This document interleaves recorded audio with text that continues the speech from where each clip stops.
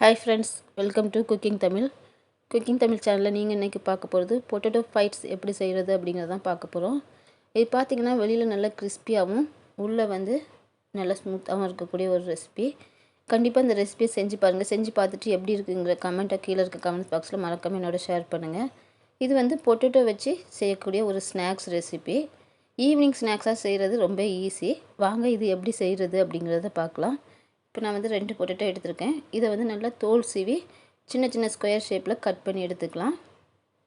பாருங்கள், இந்த மாதிரி கட் பண்ணி எடுத்துகிட்டு இதை வந்து இது மூழ்கிற அளவு தண்ணி விட்டு நல்லா மசிகிற அளவுக்கு வேக வைக்கணும். ஃபஸ்ட்டு இது நல்லா வேக வச்சு எடுத்துக்கிறேன். பாருங்கள், இந்த மாதிரி இந்த பொட்டேட்டோ வந்து ஸ்பூன் வச்சு மசிச்சாலே இந்த மாதிரி மாவாக மசிகிற அளவுக்கு நல்லா வேக வச்சு எடுத்துக்கலாம்.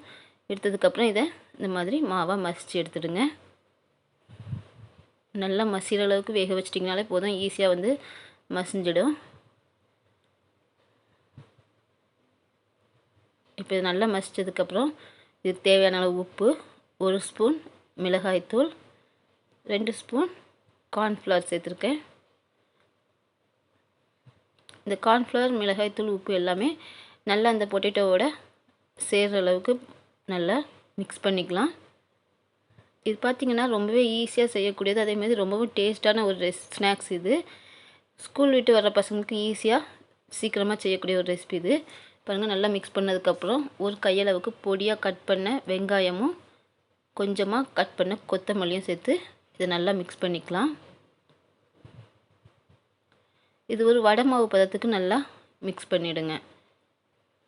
பாருங்கள், இந்த மாதிரி மிக்ஸ் பண்ணதுக்கப்புறம் இது கூட ஒரு ஸ்பூன் அளவுக்கு கொஞ்சமாக தண்ணி விட்டு நல்லா மிக்ஸ் பண்ணி எடுத்துடலாம்.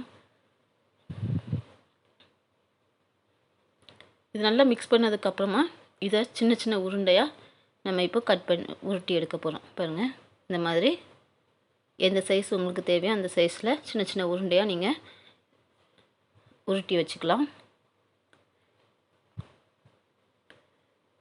இந்த சைஸில் உருட்டினா உங்களுக்கு கரெக்டாக இருக்கும். உங்களுக்கு எந்த சைஸ் தேவையோ அதுக்கு ஏற்ற மாதிரி உருட்டி எடுத்தது. இப்போ ஒரு கடாயில் எண்ணெய் ஊற்றி நல்லா ஹீட் ஆனதும் நம்ம உருட்டி வச்சுருக்க இந்த பைட்ஸை போட்டு நல்லா 2 பக்கமும் பொன்னிறமாக வர்ற மாதிரி பொரித்து எடுத்துக்கலாம். நீங்கள் இப்போ இந்த உருண்டை போட்டது உடனே வந்து கரண்டியை போட்டு கிளறிடாதீங்க.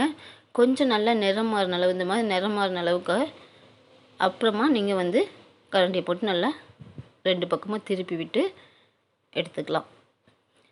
ரொம்பவே டேஸ்ட்டாக இருக்கும். இது கூட சட்னி இல்லைன்னா வந்து சாஸ் வச்சு சாப்பிடும்போது ரொம்ப டேஸ்ட்டாக இருக்கும். ஸ்கூல் விட்டு வர்ற பசங்களுக்கு வந்து ஈஸியாக செய்யக்கூடிய ஒரு ஸ்நாக்ஸ் ரெசிபி இது. உருளைக்கிழங்கு இருந்தாலே போதும், ரொம்பவே ஈஸியாக வந்து இதை வந்து செஞ்சு கொடுக்க முடியும். இன்றைக்கி நம்ம இந்த வீடியோவில் வந்து பொட்டேட்டோ பைட்ஸ் எப்படி செய்கிறது அப்படிங்கிறதான் பார்த்தோம். ரொம்பவே ஈஸியான சுவையான ஒரு ஸ்நாக்ஸ் ரெசிபி. கண்டிப்பாக இந்த வீடியோ உங்களுக்கு யூஸ்ஃபுல்லாக இருக்கும்.